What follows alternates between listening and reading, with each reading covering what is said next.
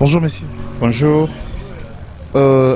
D'abord, la première question, c'est celle de savoir, vous êtes professionnel de médias, mais qu'est-ce qui vous a motivé d'ouvrir ces nouvelles portes des écrivains? Oui, d'abord, vous savez, l'écrivain, c'est le témoin de son temps. C'est je dirais, la personne qui permet à ce que les autres découvrent ce que lui vit dans son milieu. Et là, c'est la première raison, parce qu'il faudrait s'ouvrir davantage en dehors de ce que nous faisons comme médias, qu'il faudrait davantage vendre l'image, n'est-ce pas, non seulement de la République, de toute l'Afrique, et en d'autres termes. Et d'autres termes, il faudrait passer par l'écriture. On sait que à travers les ouvrages, on peut facilement, n'est-ce pas, passer dans beaucoup des pays sans pour autant atteindre ces pays-là avec son message, son cri de détresse, un peu ce qui a constitué le souci principal. En deuxième lieu, c'était par le fait de constater que l'homme, vous savez, a le souci principal de pouvoir chercher à émerger le monde qui l'entoure.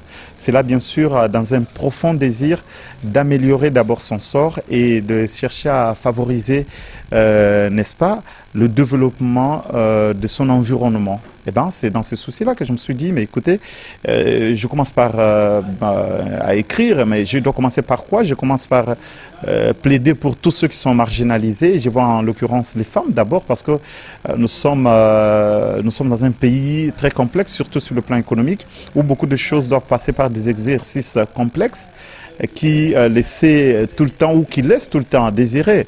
Et que cela a dû me pousser justement, bien sûr, à l'écriture, à penser à vendre un peu cette information au-delà de nos frontières, pour parler bien sûr de cette maison d'édition qui a dû éditer cet ouvrage au niveau de la France et l'amener presque dans beaucoup de pays du monde, l'essentiel même de l'ouvrage. Peut-être, si vous le voulez, vous aurez plus de précision. Les indignés sexuels, c'est les titres de votre ouvrage. Pourquoi avoir choisi les indignés sexuels? Par rapport au titre ou par rapport au fond? Le fond et les titres. Le titre. Le titre révèle même la matière. C'est la matière d'une manière résumée, d'une manière brève.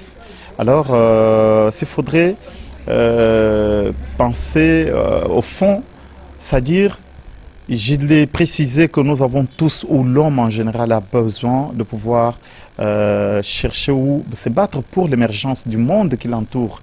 C'est là dans un désir profond de chercher à améliorer son sort et de chercher davantage l'émergence du monde, de son environnement, de son pays, de son quartier, de sa commune, de son continent même. Alors, c'est dans ces soucis, bien sûr, que nous avons pu remarquer qu'il y a une catégorie de personnes marginalisées, sont les femmes, qui, pour elles, se battre dans une entreprise n'est pas porte ouverte, c'est-à-dire il y a des exercices complexes, tels que je l'ai précisé tout à l'heure. Il faudrait passer par des contrats canapés.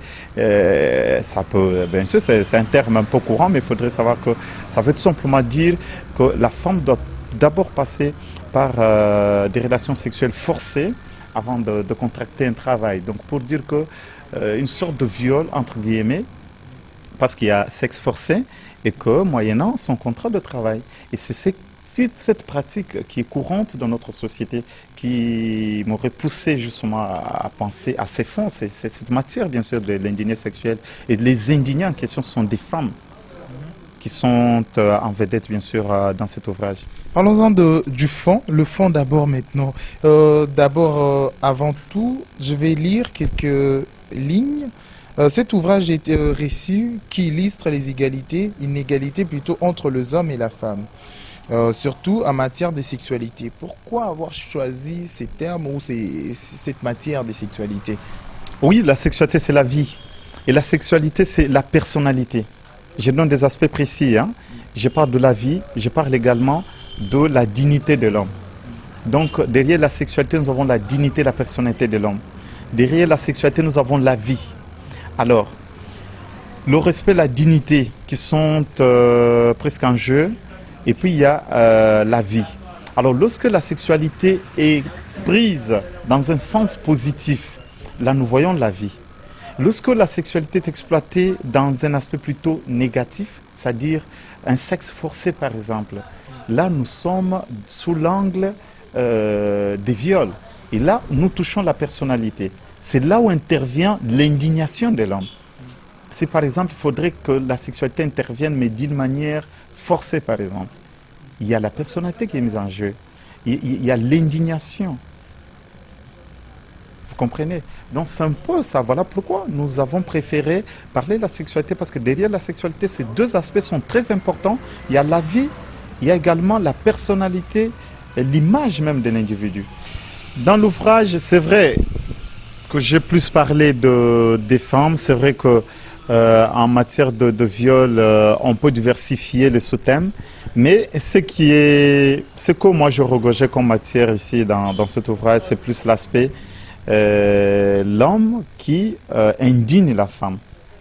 Donc c'est juste ça. Il n'y a pas eu une sortie susceptible pour voir autre sous-thème. Mais sinon, nous restons autour de l'homme qui indigne la femme par la voie sexuelle. Lors de votre publication, je suis vu, vous avez parlé aussi des élèves qui sont violés, qui sont faibles, mais ils sont obligés de passer sur des voies illégaux.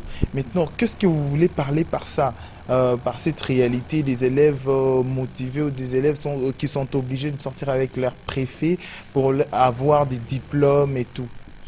Oui, ça c'est une longue procédure à expliquer. C'est vrai que nous savons que le système éducatif est quasi en dépravation, mais bon, le problème c'est qu'il y a un phénomène qui est réel dans des institutions scolaires, selon lesquelles le préfet fait le marchandage de diplômes en connivence avec certains responsables du ministère de l'EPSP, en l'occurrence les inspecteurs, et que cela passe par une sorte de convenance. L'enfant vient vers le préfet dit aux enfants que, écoutez, les diplômes sont moi. Donc, lorsque vous donnez 50 $, 100 $, vous avez vos diplômes. Les études en 6e année de degré, terminale, en bref, ne sont pas vraiment importantes. Alors, qu'est-ce qui se passe? Tous les garçons donnent l'argent, les filles également donnent l'argent. Mais il y a ces filles qui sont faibles, ou bien qui ont de moyens, mais le préfet peut quelque part dire à la fille, non, ne donnez pas cet argent, moi j'ai été pris en charge, mais moyennant des sorties, disons, sexuelles. Et si la fille ose refuser, là ça passe par la voie d'une certaine force. C'est-à-dire, la fille se verrait tout de suite punie. Et cette punition va tourner autour de la privation de son diplôme. Parce que c'est le préfet qui donne le E13. Et le E13 au temps actuel, c'est-à-dire la liste des candidats qui sont réguliers, favoris aux examens d'État, des fins d'études. Alors, lorsque cette liste est transmise, c'est alors qu'en cette circonstance que le préfet s'impose pour dire aux élèves, je ne veux pas reprendre ton nom sur la liste. Pourquoi? Parce que les inspecteurs et les PSP s'attardent davantage sur la liste qui est livrée par l'institution scolaire par rapport aux résultats même attendus escomptés aux examens d'État. Parlons-en, restons dans le contexte de votre livre. Et M. Junior Tsenga, quittant de Chevalier de la Plume et rejoindre le monde des écrivains, est-ce que ça a été facile pour vous? Facile, oui, parce que la tête fonctionne. mais difficile par rapport aux éditions qui doivent nous accepter, parce que là je suis dans la librairie L'Harmattan. L'Harmattan, c'est des Français, ils sont en Europe, c'est des Européens, en fait c'est des Européens, je veux dire, qui aujourd'hui sont arrivés en République démocratique du Congo. Autrefois, quand j'ai commencé la démarche pour la publication, je n'avais pas commencé cette démarche ici. C'était un contact direct avec Paris pour que ce soit publié en Europe. Alors ce sont là les difficultés, parce que quand vous y arrivez, on vous dit mais vous c'est qui d'abord, vous êtes qui? Nous publions des ministres, nous publions des présidents, nous publions des grandes personnalités, Abdou Diouf, que sais-je encore. Mais vous c'est qui? Des questions comme ça lésait, c'était difficile pour qu'on vous accepte dans un monde où vous êtes nouveau, premièrement, et deuxièmement, vous avez, je dirais, une sorte de cursus méconnu des autres. Vous n'avez pas un nom à travers le monde. Ils ont besoin d'un nom. Des gens qui se sont déjà imposés à travers le monde, à travers le continent africain, à travers le pays. Et moi qui sortais de la télévision, je n'avais pas imposé mon nom comme il se doit, parce que les médias, c'est plus Kinshasa et les environs. Et bon, quand vous devez aller parcourir déjà votre pays, devenir vedette sur le plan intellectuel, ce n'est pas minimum à faire. Il faudrait passer par un poste ministériel pour se faire un nom. Il faudrait passer par un poste, c'est pas la présidence de la République. Et sinon, si vous n'êtes pas de ce secteur, vous êtes artiste. Alors nous qui ne sommes pas artistes, et qui devrions à tout